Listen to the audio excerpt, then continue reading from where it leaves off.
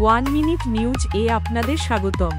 আজকের সবচেয়ে বড় খবরটি হল ভারতের 15তম উপরাষ্ট্রপতি নির্বাচন।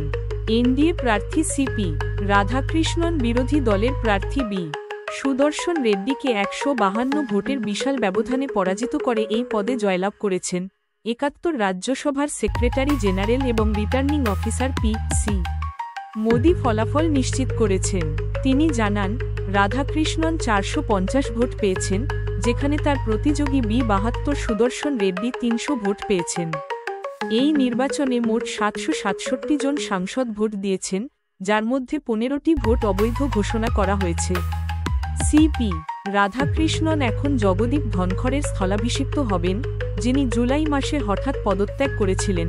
73 কোয়েম্বাটুর থেকে দুইবারের সাংসদ এবং মহারাষ্ট্রের প্রাক্তন রাজ্যপাল রাধাকৃষ্ণনের জয় প্রত্যাশিতই ছিল, কারণ সংসদের উভয় কক্ষে এনডিএর সংখ্যাধিক্য রয়েছে।